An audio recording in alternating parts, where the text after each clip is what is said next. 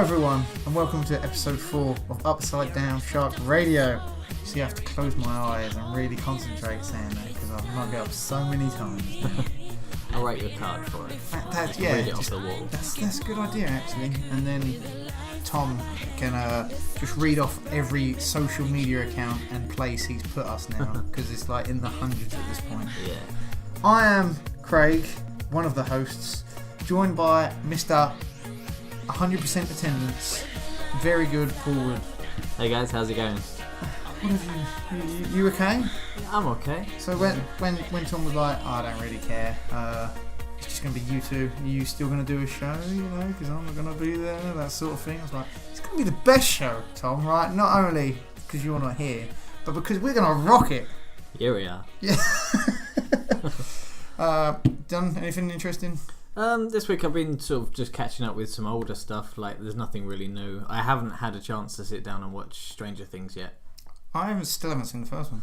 No? Everyone's been talking about it. The first one's very good. It starts very slow, but it's definitely worth a watch. Is it just thrillery 80s references from what I can... 80s thriller, horror, yeah. Kids.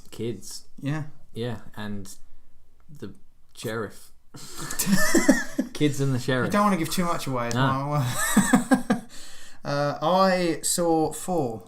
Why I did. Oh yeah, you left early last week to go and see Thor. Yes. Ragnarok. How was that? I heard a review this morning that said it was the highest rated Marvel film so far. That's news. That is news. I enjoyed it. Yeah. The one thing that hit me the most was the soundtrack. Okay. Because it sounds a lot like Tron. Like there's an 80s sort of techno, sort of rock sort of vibe going on. And what's like the synthwave. Yeah. And if you think about all the other Marvel films, pretty opera-based, orchestral, you know, I would say forgettable even. Like, do you remember they just go with the big scores. Yeah. Do you remember any of the themes to the first Avengers film? No, I can't say I remember anything like short of the end of the first Iron Man because it kicks in with Black Sabbath's Iron Man. Yeah. So what's it? The Immigrant Song is the big song of this, and I think they use it once at the beginning, once at the end, and the rest is just really good. Is it the original The Immigrant Song? Because I know Trent Reznor and Atticus Ross did a version as well. Oh yeah, and they get involved in a lot of movies. I think Hollywood Undead also did another version. I think the original was it Led Zeppelin. Yeah. They didn't like licensing out their stuff at some point, if I remember correctly. But I think it was a School of Rock first did it because they did like a plea, like please. Yeah. And now I think they're a bit more open to it. But it is the original version. Good. The film itself, very good. I thought. Because we all know Benedict Cumberbatch is in it. Yeah. He's not advertised or anything at all. He's only in it for like a quick minute or two. Like, just a cameo. Yeah, pretty much. Like, a bit of funny business happens with him and Thor, and then you don't see him for the rest of the film. Okay. And it's pretty... Is it like a setup to another Doctor Strange? Or No. It's literally just a passing... So, yeah, it is just a passing. They're on... I could just tell you, it's not because there's a... I'm good at word salad, didn't I? The teaser is Thor sitting in a chair, isn't it? And Benedict, I should probably call Doctor Strange in the context of everything. He's sitting there and he's like, "Why is your brother here?" Like, and it sets up, oh, he must be looking for his brother. Yeah. Not anything that happens at all. The beginning of the film, which I'm okay, I don't think it's that spoilery, is... just basically, they open it up. Thor comes back to his home planet. Straight away, can tell that Loki's pretending to be his dad, and then they go and look for his dad. And it turns out Loki put his dad in an old people's home on Earth. That's magnificent. That is, yes. So, cue Loki, pretty much the most hated person on Earth, in a suit, and Chris Hemsworth just in jeans and hoodie. For that part of the film. It is good. It is good. There's... Because obviously all the Thor films are as much about Loki as well as Thor. Yeah.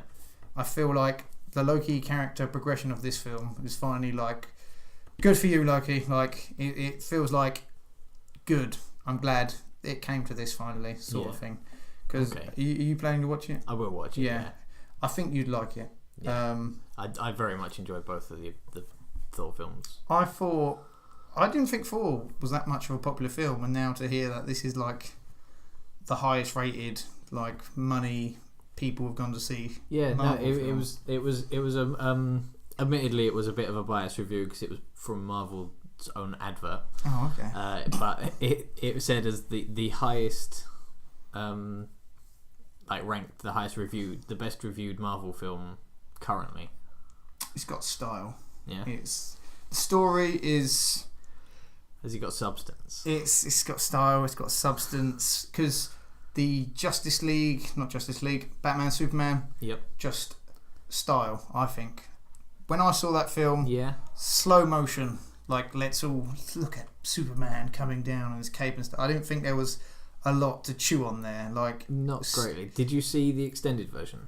No, I did not. That one's actually better, despite being longer. More stuff made the film actually better because they went into the Clark Kent aspect. Okay. Whereas Batman vs Superman, at no point is he Clark Kent. I think there's one scene in the regular version. Because he's pretty much like in that film. It's Batman, Bruce Wayne against Superman, and Superman's just like, don't pick on me, sort of. Yeah. Like he's The extended version actually adds scenes where he is Clark Kent and it humanises him a bit. And just a little bit. Just a little bit. I think the Batman Superman, like I love the Christopher Nolan ones, and the Zack Snyder first scene of Batman, bats are swarming around him and he's floating up into the air. I can't remember who I was at the cinema with, but they know I'm a big Batman fan. I just look at them and go, what the fuck is this? And I swore, damn, I was gonna get away with it this episode. You were trying for a clean one. Yeah, but that was a quote, so does that still count technically? I suppose if there's a direct quote from myself. Yeah. Yes. 4, it's good. It is good. The ending isn't exactly what you'd expect, and it's because so many years have passed since Avengers. Yeah. Obviously, in film world, you think about how the other films are set up as well. They tie into that pretty well with Hulk, and the ending leads up to the next Avengers pretty well. Okay. And it's still surprising to me that we still haven't seen an Avengers trailer at all yet. Yeah, they had bearing in mind Stanley's Comic-Con's just gone. Yeah, that would be MCM in London. Is the film out April or May time? About that. It's about the time that I would have expected them to have dropped at least a trailer or a teaser or something. But I saw nothing. the badly leaked one, Yeah. For just on the windscreen of the Guardian ship. That's pretty much all I remember seeing. So there's been nothing official or anything yet, and we still don't know anything about the film after that as well. So yeah, there's I think they're just concentrating on advertising Black Panther at the moment. They've been going like hammer over fist. I forgot about that. He's got the Gollum bloke. Yep. Andy Serkis. Yep. And the Hobbit bloke. Yep. See, so they got that's Martin Freeman. Oh, look at that! Bam, just like that. Yeah, I would say 4 is a very good film indeed, and the inclusion of the Hulk probably adds another dynamic to it, and the female lead of it as well is also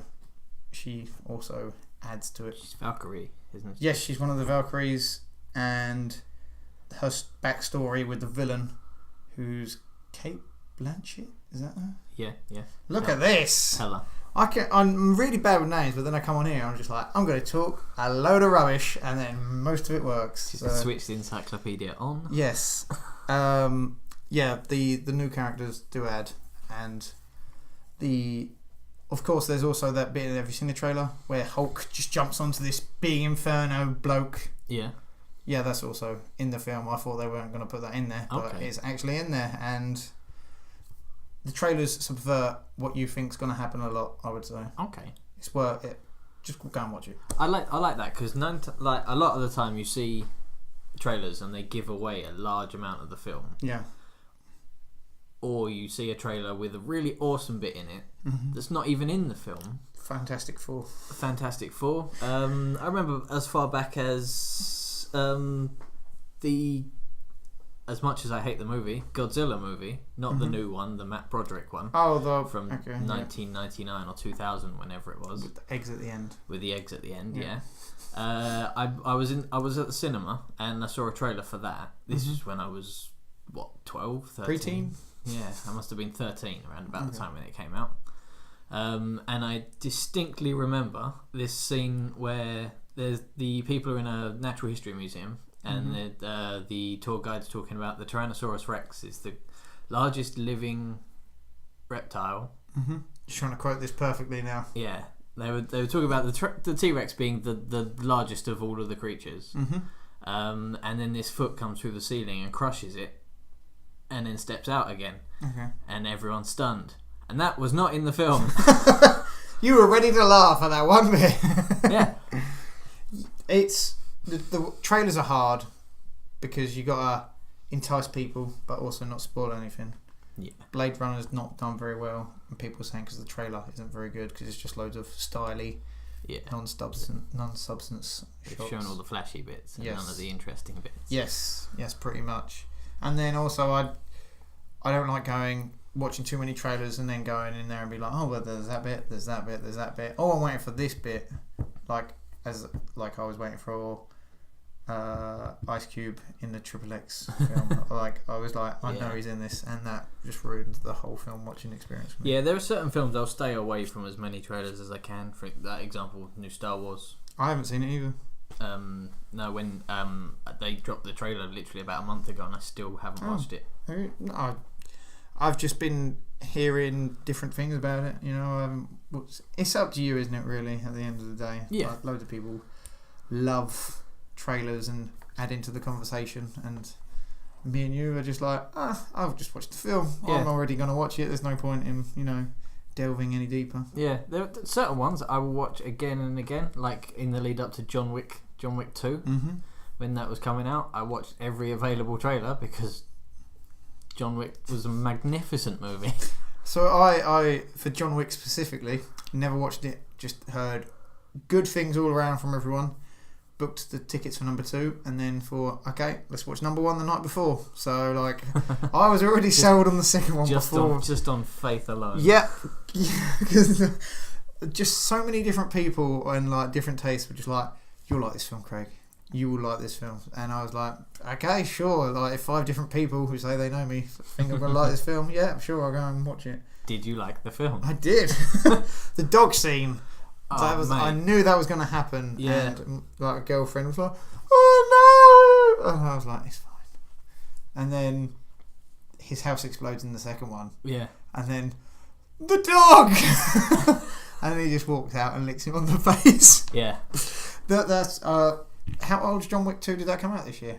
Yeah. It came out this year, but it's a while, the beginning of the year. Yeah. It's been out on. I think it actually came out last release, year. Yeah. It's been out on DVD and Blu-ray for spoiler 6 months. Last scene, him and his dog running off.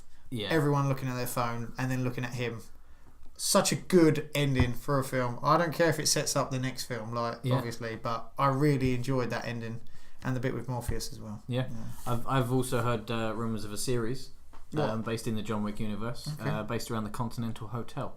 Apparently Keanu Reeves is gonna cameo in it, but it's not about John Wick. It's about the Assassin's Guild. I reckon that just straight away I thought Scarlett Johansson having her own little story playing a assassin there. That'd be really good. Yeah, I'd imagine that they'll have quite a few cameos because it was unbelievably successful for a relatively unknown, obscure movie. Yeah, they really built the world a lot in number 2, especially. Yeah, Morpheus on the rooftop. How do you get there? They could say that in a few episodes or something like that, couldn't they? But yes, it's apparently going to be based around the Continental Hotel, so it's not actually going to be about John Wick himself. That's cool girls and stuff like that. In his world. That would be cool. There's a lot of interesting stories I think you could. Right, especially where the movie left it. Yeah, that's true. Yeah, because sometimes a film can say too much. Yeah, I think that one was trying to say a lot, but it still fit in with the overall sort of thing. And if they're trying to make a series, then that makes it even more sense, doesn't it? Yeah, a series and a third movie. I'm looking forward to it, definitely. Nothing can beat John Wick 2 Electric Boogaloo. Well, there's the Oculus game as well. There's a John Wick Oculus VR game where you get to be John Wick. God. Is it slow motion or is it just like go around like? No, I think it's full paced. You have to like close combat martial arts people. Have you seen the video of Keanu Reeves like on an assault rifle course? Yes. It's insane. That is insane, yeah. There's obviously his training for John Wick was incredibly intensive, and like I believe he trained with the Navy SEALs for it. Like that's where he got the training for it, and like he did incredibly well apparently. Like he really threw himself into it, probably. I heard, I don't know how true it is, that he broke the course record. Okay. I may be wrong, but that's what I heard. That's impressive. They may have just been building hype for the movie, but if he did, Jesus. But then there was That's good. Will Smith when he was training for Deadshot. Okay. He did actual sniper training and long distance training. Didn't come in handy at all for the film for him. But apparently he's a really good shot with a regular rifle. Mm-hmm. Like he can pick off like sniper targets with an actual rifle. So the two deadliest men in Hollywood are also the two nicest men in Hollywood. Keanu Reeves and Will Smith are pretty much renowned for being really safe blokes. Yeah, for lack of a better term. That was very English. They're very safe blokes, I do declare. I have heard they're really nice as well. So I know where we're going through. If zombies come, we'll go to Keanu and to Keanu Reeves' house and invite Will Smith. Yeah, there you go. I really, with all this, should we segue into news now? I've been playing Mario and South Park, and I think when it gets to the end of the year and we do like a game or film of the year, it's going to be really long, and we're going to argue a lot to try and define which one is the best one. Yeah, especially because Tom still loves Zelda. Yeah, he's probably just gonna throw Breath of the Wild in. It's just like, no, we're not leaving until you all declare it's Zelda. So, but yes, speaking of Keanu Reeves, and Will Smith, and the Hollywood Elite, as of this recording, our man Kevin Spacey had some shade thrown at him. Did you hear about this? I have read a couple of little things about it. The Star Trek Discovery, I can't remember the actor's name or who he plays in Star Trek Discovery. It's the scientist bloke. Which one? The one who was a bit of a the one who jumps into the chamber. Okay, yeah. Yep, that one. He said when he was 14 years old, Kevin Spacey got in a bed with him. Oh, was it him? I didn't know it was him. Yeah, I literally just read like all I knew it was a 14-year-old boy. I didn't know it was. Yeah, it was him. Which I'm sorry I don't remember his name and not doing enough justice to this report, but you should do research, Craig. I didn't expect to talk about this, but it was just in my head. It just sort of came up. Yeah, and then Kevin Spacey says, "I'm gay." Yeah, well, it started with him saying, "Oh yeah, I don't remember this happening, but it might have. If it did, I apologise. Also, by the way, I'm gay." Yeah, which do you think from a publicist standpoint? They said, "Right, you're in the news. It's pretty bad. We could try and deflect this. If you just say this, so then people will be talking about you in a different way." Because the most thing I've heard from just like word of mouth is, yeah, apparently that Kevin Spacey did something weird with a 14-year-old, and then he said he was gay, highly, just disregarding the issue that originally was stated. It's I know. Still not right. Yeah, a lot of the reports have sort of, I don't know whether they're trying to sweep over the accusations with a bigger story. Yeah. Mm-hmm. It's a shame because Netflix have announced House of Cards. Yeah, they pulled it entirely, haven't they? Yeah, the statement I read, for the safety of the crew and the cast and crew who are working on it, which is like, Jesus. Yeah. And I hope there are people in Hollywood, there's not Kevin Spacey isn't like my favourite actor or anything. I don't really have a favourite actor. He is a very good actor though. He is very good. He's been in Call of Duty as well. Yeah, he was in Call of Duty. I mean, he's one of his most famous roles in Seven. John Doe. Yeah, it's in a business like Hollywood. Some shady stuff must happen. Yeah, and it's just sad to hear these sort of things happen. And it sounds like Dustin Hoffman is having some stuff said about him now, and more allegations are coming up for Spacey. And I think it's a good thing that people are finally talking about the dark side. Yeah, you've also got to gauge how true all of it is as well, though. Yeah, because you're going to get a lot of people going, I can make a quick buck out of this, and then throwing accusations that are potentially unfounded.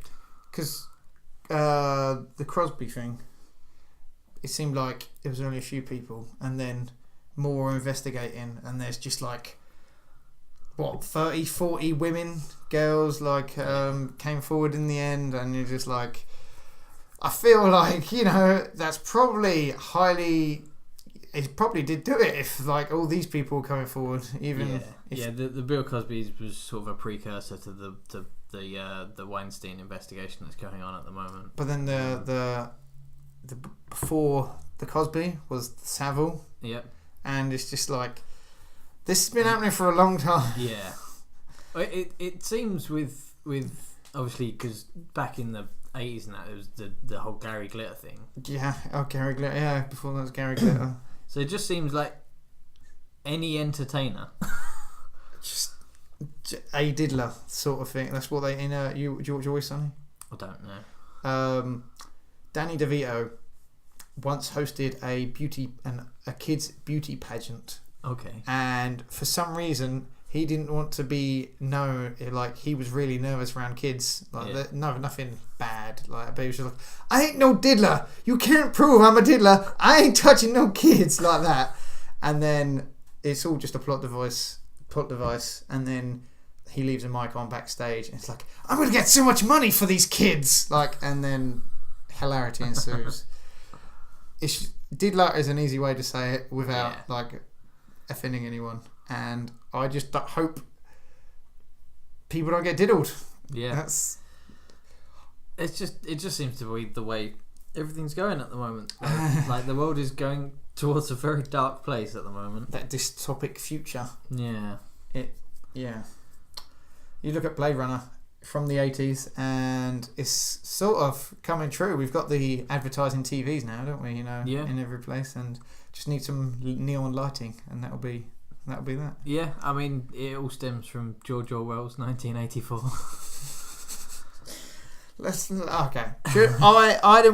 I didn't think about bringing that, but it just come up. Should we talk about happy endings? Right. Yeah. Okay. Well, I don't have any of that, because while we're talking about Hollywood, Bleeding Cool reported Tyrese Gibson will not star in the next Fast and Furious film if The Rock is in it. Is he proper hating on The Rock? Have you heard? Have you not heard? I know. The cast feel like The Rock's taken over. It's not about family sort of thing. Apparently, Tyrese has written on Instagram, just like, I'm just annoyed at it now. If he's in the next one, I'm not going to be. And it happens because of the spin-off film apparently has caused the next Fast and Furious film to be delayed, but according to Vin Diesel, that's not it's just been delayed so they can make it better and write better and stuff like that. Yeah. And Tyrese is like, The Rock doesn't have family. It's weird as well, because he posted a picture of, I think, him, Vin Diesel and The Rock together smiling and stuff, and was like, I'm not going to be in the next film if he's in it. So yeah, it's very strange, but everyone's entitled. I hope by the time it comes to filming they're okay, but yeah, it'd be a shame to have one without everyone. Yes, I mean Paul Walker's already not in it. Yeah. They had to get rid of Han at some point. Yeah, and that's been your Fast and Furious minute here, like we have every week. Yeah, we always seem to come back. I'm not sure how. GameSpot say PUBG. Do you know what PUBG is? I don't. PlayerUnknown's Battlegrounds. Okay. I presume I know of it. You know of it. Played it. one of the most popular games on the personal computers platform. Yep. It's sold millions and millions of copies, and it's still not out of Steam early access yet. It's still not got that version 1.0 release. It's almost in alpha still, isn't it? Yes. It's like what they did with Ark Survival. Yep. Minecraft as well. That was, I think you could buy that for $5 or $10, and then they kept adding and adding more until it actually is now just everywhere, isn't it? Yeah. Yeah. They are releasing on Xbox the 15th of December in an early access sort of Xbox first sort of. Okay. What do they call? Player on now. Xbox early access December 12th, and the PC is going to be version 1, just in time for Game of the Year. Okay. So, do you know the concept of it? It's a shooty game. It's a shooty game. Okay, yeah, just like Doom, Call of Duty. Yeah, it's right? it's like a dystopian. It looks like it anyway. Battle Royale. Yeah. You're 100 people or 100 teams, and they helicopter you into an island. Okay. And then this magical circle starts to close in on the island. Yeah. And you have to be the last person to survive. Okay.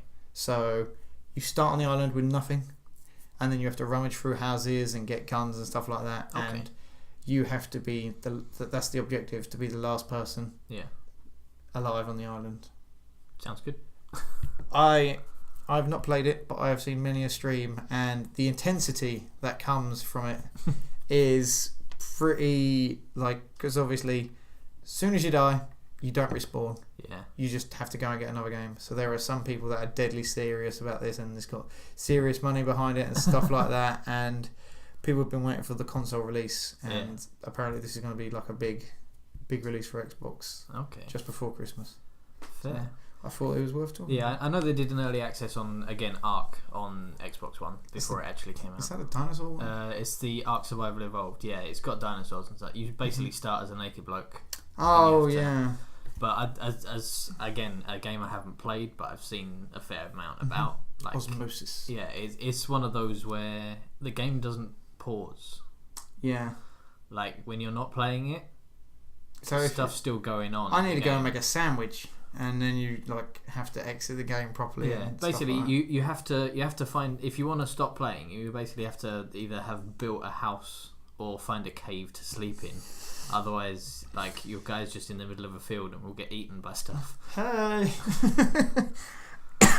I think it's good that different games and stuff like that are trying different things. Yeah, because the new EA Star Wars game has been shut down. Did you hear about that? I didn't know. Okay, so Visceral, the people that make Dead Space, they were in charge of the new Star Wars game. Yeah. A big one with like one of the writers from Tomb Raider, I believe. Okay. And she was the lead, and there's now this Kotaku story, like they're going to use their assets and put it into a different game, that's a bit more like Destiny. Okay. Because this was going to be single player campaign, Uncharted style. Yeah.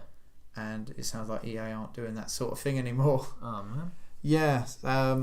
And there's like this really long article of Kotaku just like saying all the reasons, like different things happened.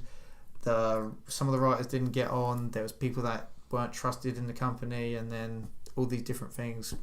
Turned out that the Dead Space studio was closing, and that game, because EA owns the Star Wars license, they're just gonna put it into something else now. So that's a shame. Got to wait even longer for a new playable Star Wars game. Yes, yeah. Battlefront is in a few weeks with a single player mode. It is, yeah. How good it's going to be in comparison to... The first one was okay. The first one was okay. The problem was that Battlefront 2, which was, I believe, a PS2 and original Xbox title. And the PSP. I remember playing on the PSP. And the PSP, yeah.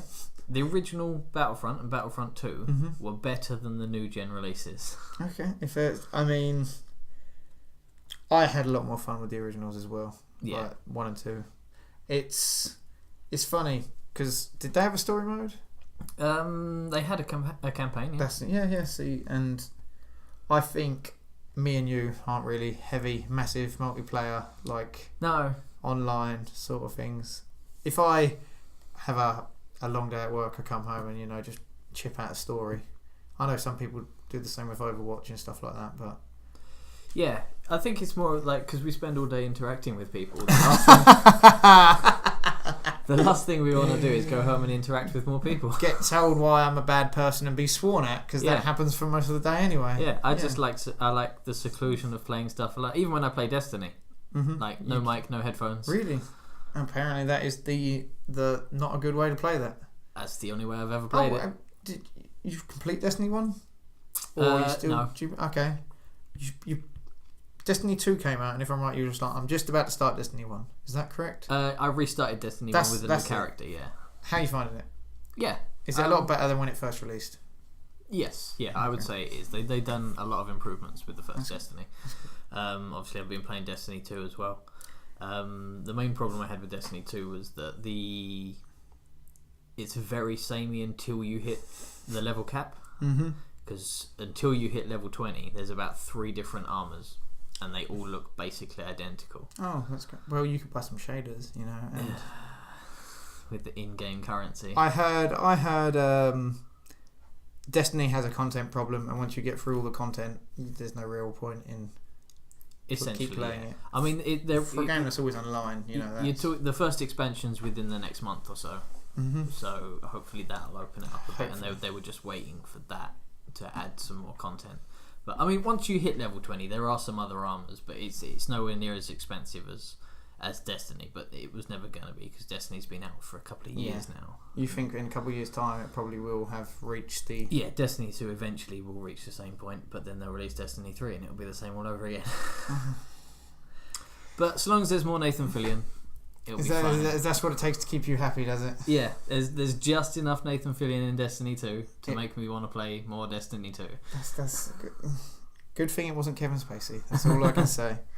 Speaking of massive multi-online shooters, Mario Odyssey has sold 2 million copies according to Polygon, which I've been playing.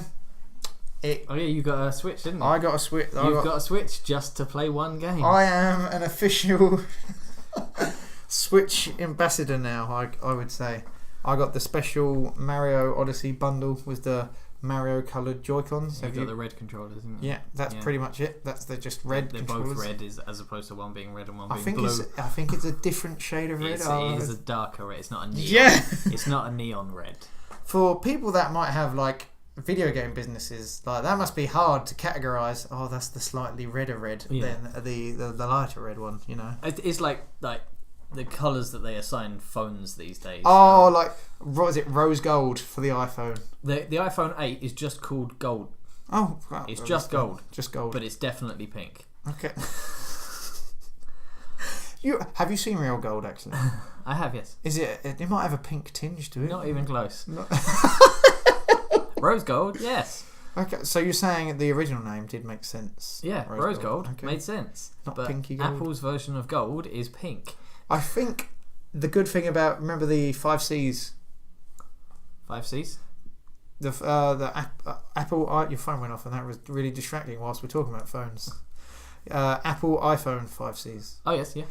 The colours there, I thought they were going to be like, sky blue and stuff like that, and it was just like, nope, red, orange, yellow. Yeah, they went blue, green, pink, yellow. They're good. I'm glad. Simplicity, that's all you need. I mean, there's one on the market at the moment, a Sony phone. It's marketed as Forest Blue. Forest Blue.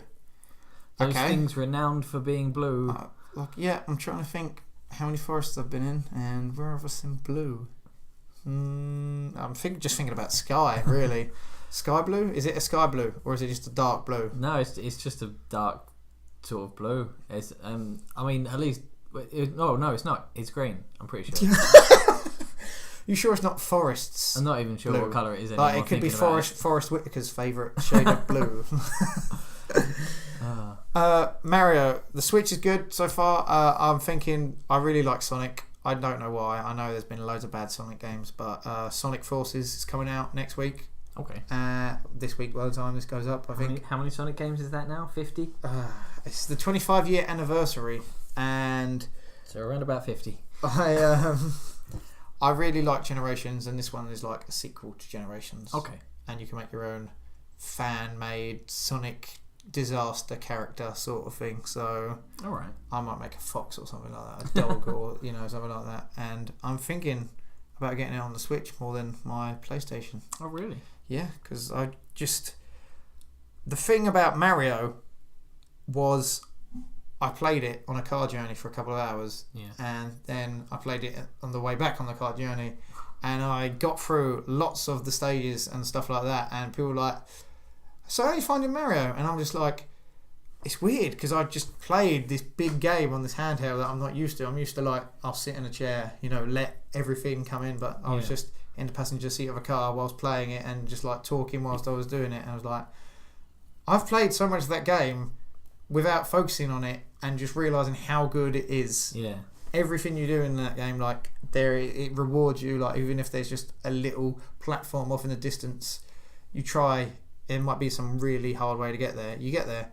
There's probably like a secret moon or something there for you, and it rewards you for discovering, which some open worlds don't do they? Really? No. There's a lot of open world games that they hide caches of things, but they're very rarely worth anything. Yes, and I think what makes this potential game of the year is that you get in there, easy to play, and you can just, Minecraft kids, they're just like, oh, we'll go in there and do whatever. Yeah. This Mario game is like, you can find something to do. There is a main mission for every world, but there's so many hidden rewards just laid out anywhere for you.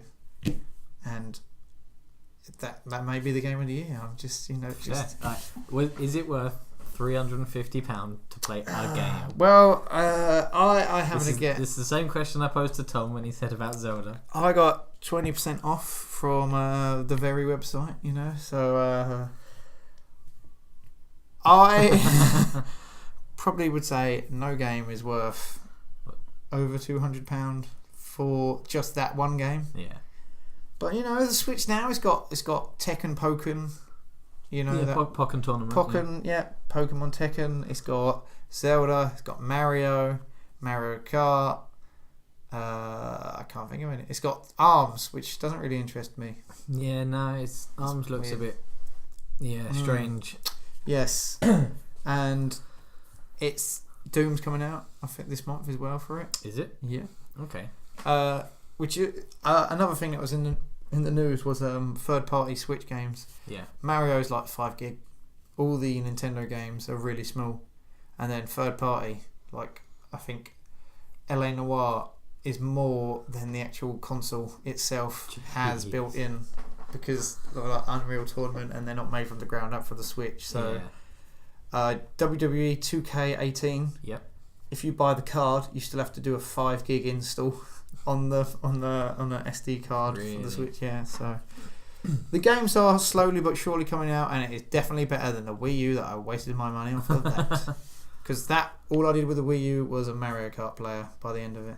So. Yeah, Wii U was incredibly limited with the games released on it, the games playable on it. It's weird, because now you look back and the Wii U tablet looks like a prototype for the Switch.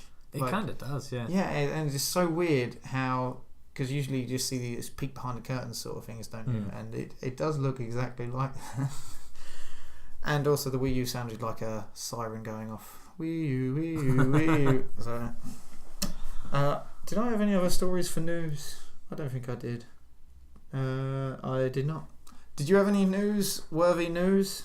I don't think there's anything else really gone on in the news. Obviously, there was that thing that happened in London yesterday. What happened in London? I was probably in a comatose because I was 3 hours asleep. Apparently there was nothing really into it, but a black cab straddled the curb and hit like 4 people. Oh. And in London, everyone's automatic reaction is terrorists, run away. Yeah. Apparently there was nothing behind it, from what I've read. Taxi guy got tired or something. Possibly, yeah. Mm-hmm. And there was another thing about two guys with a knife, also in London. So this is the world we live in, dystopia. Yeah. This is and also the New York thing as well. Like, did you hear about that? I haven't. No. Near the 9/11 memorial site, some person driving a truck mowed over some people and there was gunshots and stuff like that. I hadn't heard about that. That was, if it wasn't this weekend, it was a couple of days ago. So everyone, let's be good to each other. Let's, spread happiness and joy. Yeah. Although I've said it before, I'll say it again. Okay. Street judges. Street judges. What? So, like in Judge Dredd. Okay. Oh, okay. I was thinking like someone with a gavel and like a funny wig goes around. I'm like, obviously not Judge Death, or any of the dark judges. Okay. Although, that being said, it's easy to, with everything in the news. I don't watch news anymore. Like I just have feeds of like websites I like to go on, and I feel like the news is very negative and stuff like that. So I do my best to try and be optimistic of the world, because I know not that's the only way it's going to improve is if we try and improve it. Yeah, like we were talking about religion. Yeah. And someone I used to work with didn't want to say that they were a Muslim because there was the older people there, and they were just like, if I said that, they would have just went, and it's like, that's just not. The world's a funny place. Yeah. Anything else we should talk about whilst we're here? Okay, good. Tom has been in the room with us the whole time, but he just looked funny in the corner. I don't know why. He hadn't said anything. Where has he gone? Newcastle. Yeah, I think he's gone away for the week. Okay. For a few days. Oh, yeah. I hope he has a nice time. I believe he'll be back next week. Yeah. If anything, though, right, it's an element to you being on every episode. Yep. And is it more of like, well, I'm the drummer, and everyone's got their instruments round here, so they've got to come over to my place. So that's why you know every instrument. Is that sort of? No. It's I haven't had a reason to not be here. Although, before we go, Halloween films. Yep. Why wasn't Shaun of the Dead in the top 10?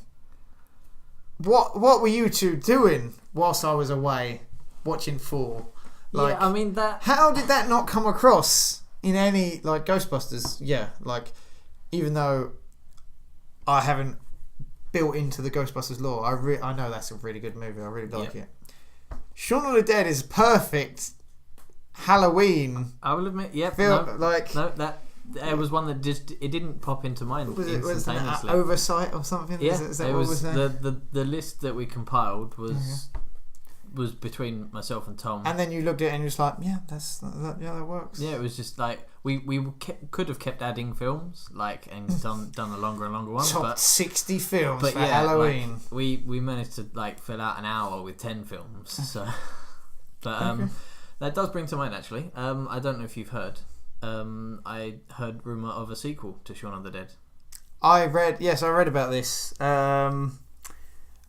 What's it? It would be a vampire film. Yeah, and I believe the working title was From Dusk Till Shaun. That's it. Yes. They said they were throwing it about for 3 days. Yeah. And then Simon Pegg says, then we just dropped it entirely. Oh, did they? That's in that interview. That's what they said. But I don't know why he would say that if he didn't want to drum up. People. You wouldn't bring up a sequel to. Yeah. Arguably your most popular film. Yeah, even that is a very British film. Yeah. To the point where Americans say that's one of the best horror in brackets films. It manages to both parody zombie films while maintaining being a legitimate zombie film. Because it does have one or two scary moments, Yeah. And the genre they put it is romantic comedy with zombies, a rom-com zom, and that perfectly describes it. It does. And they did the rest of the Cornetto trilogy. Cornetto trilogy, yeah. And if there was a Shaun of the Dead sequel, I think that would be very popular. Yeah, I do. Admittedly, the Cornetto trilogy did get weaker as it went along. I think by the last film they were trying to subvert expectations, and it really did subvert my expectation near the end of it. Like, yeah, it took a turn at the end. Yeah. But in all honesty, the order of the films of watchability goes Shaun of the Dead, then Hot Fuzz, then World's End. They just seemed to get weaker as they went along. I would say the soundtrack for World's End is probably a lot better than the other two. Happy Hour by the House Martins. Is it House Martins? Right at the beginning. I remember seeing that World's End in the cinema, and just that song full blast while screen flashing. I thought I was going to have a fit to the House Martins. But yeah, I'd probably say that by the amount I've viewed those films as well. Yeah. Like it does Shaun of the Dead, Hot Fuzz, and World's End. Yeah. I admit I've seen World's End maybe once or twice. Hot Fuzz, if it's on TV, I'll watch it. Like I've seen it a few times, but Shaun of the Dead's like a pretty much a staple of your TV diet. Yeah. I think though, Shaun and Hot Fuzz are two completely different films. Like Hot Fuzz is, I want to watch that now that we've spoken about it, because like comedy bit and then action latter half. Yeah. And that, I thought that was a good mix, sort of like the build up goes in a good curve to the action, and then the swan at the end. Yeah. Hot Fuzz was definitely up there. It's not like way worse than Shaun of the Dead, but Shaun of the Dead was, for all intents, like as you said earlier, perfect. It was a phenomenal film, like brilliantly written. There's recently as well, someone realised there's a really Ed at the beginning of the film says something like a cutaway and throwaway gag. Turns out he foreshadows the whole film in just like this one cut off sentence. Like, oh yeah, it's when he's talking through the plan for the evening. Yeah, and it is the entire film. Yep, and like just still things that's it's that was a good film. Yeah, it was a blinding film. Yes, maybe one of the best Halloween films, I might say. I think that'll do it for us this week. I mean, I don't have anything else to say. Yeah, no, I'm pretty sure we covered everything we intended to initially. Yeah. Halloween's over. It's now the look for Christmas. Yeah. Being in retail like we are, it's gonna suck really badly. It really is. So we'll have to do the top 10 Christmas films. Yeah. And Daddy's Home 2. Have you seen the trailer for that? I've seen the trailer for it. Yep, that is now a Christmas film. And Bad Mums. The Bad Mums Christmas. Yep, Bad Mums Christmas. All of these weird niche sort of comedy films that all of a sudden are just sequel Christmas films. They've started doing them like every year as well. Like obviously you had the Seth Rogen the night before. Yep, with the guy from Captain America in. Yep, and Joseph Gordon-Levitt. Yep. And that was pretty funny. There are loads of Christmas films. Yeah, like, it's becoming a thing again. It's more of an adult Christmas films than yes, because Christmas films used to be about Santa for kids, and now they're about those kids grown up. Now they're about getting wasted before Christmas. I'm just saying, right. Also, I can tell why it wasn't on the Halloween one, or was it Nightmare Before Christmas? Is that a Christmas film? Is that why it wasn't on the Halloween one? It wasn't on there because I don't like it. Okay, well, as a Christmas or a Halloween film, I just don't like the film. For our top 10, I want more arguments on a top 10 Christmas. When I'm here, I want conflict and I want reasoning. Bad Santa, Nightmare Before Christmas, they are in the top 5 Christmas films. And if anyone disagrees... I already know what the top 2 Christmas films are. Oh, so you're saying those ones fit in the top 5? Okay. By all means, put them on 3 and 4, but I already know what the top 2 are. I don't want to know. Let's save this for when the inevitable Christmas film discussion. Yeah, we'll save it for a few weeks, and then we'll have a massive argument. And then just like Christmas. Yes, and then we're probably going to have 5 whole podcasts of us arguing about what the best film, TV show, game of the year was. So, and we've still got to resolve Star Trek versus Star Wars. Well, we don't need to resolve that. We can use logic and realise that Star Trek's better. So, that's... All this and much more to come. Join us next week where Tom might be back. might not. He might not. What do you know? Any of the Twitters or the Facebooks? I don't know. Is it UDS Radio for everything? Let's say that. I believe so. Yeah. If you're listening to this, you can hear it now on Stitcher, iTunes, TuneIn, Toaster. It's just anywhere apparently now. So till next time, I have been Craig. I'm still Paul. And we will see you next week.